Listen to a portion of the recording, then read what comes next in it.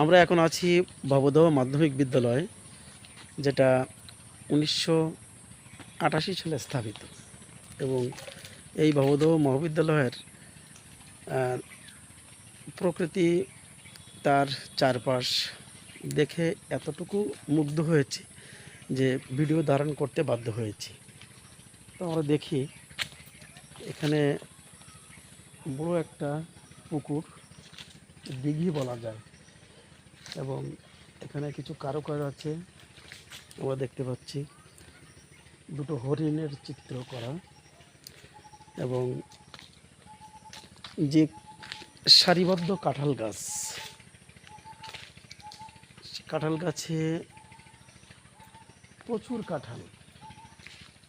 যদি আমরা এই গাছটাতে দেখি, পর্যাপ্ত কাঁঠাল, পরস্পর আরও কাঁঠাল গাছ দেখেছে।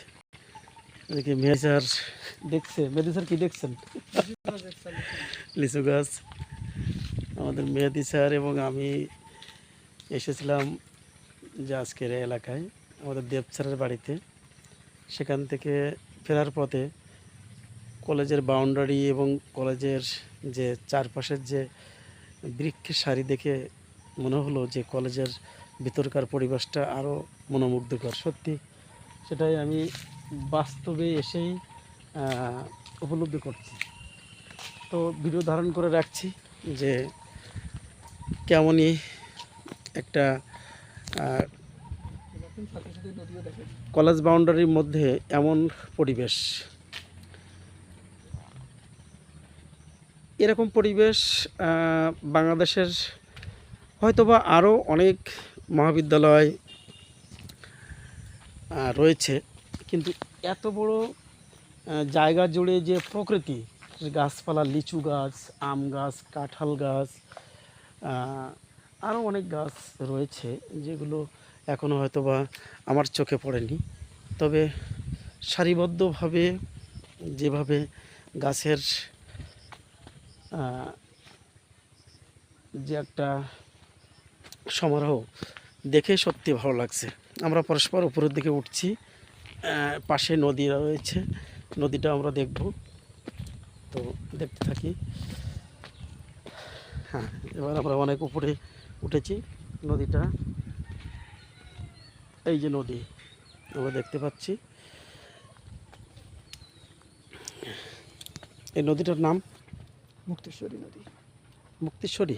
মুক্তেশ্বরী, আচ্ছা আচ্ছা, মুক্তেশ্বরী। হ্যাঁ, মুক্তেশ্বরী নদী আমরা দেখতে পাচ্ছি। এটা কলেজের পাশ দিয়ে এই নদী বয়ে গেছে। আমরা এখন অনেক উপরে অবস্থান করছি, অবশ্য মাটির তলা হয়েছে।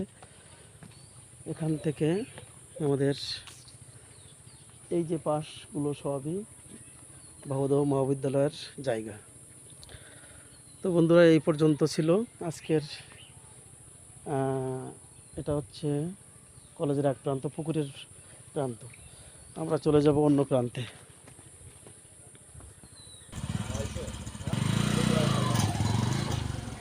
এটা একটা বসার স্থান। বসার স্থানটি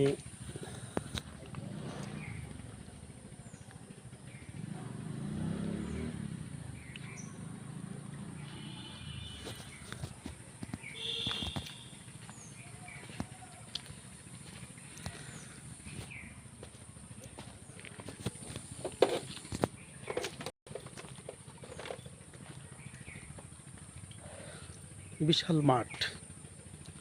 আমরা এখান থেকে অনেক উঁচু জায়গায় অবস্থান করছি। নিচে রয়েছে বিশাল মাঠ, যে মাঠে ক্রিকেট, ফুটবল সব কিছুই এখানে খেলা হয়। এবং মাঠের চারপাশের যে দৃশ্যগুলো, 3টা করে ফ্ল্যাগ স্ট্যান্ড রয়েছে, কিছু কিছু দূরত্ব নিয়ে সারিবদ্ধভাবে, সত্যি মনোমুগ্ধকর।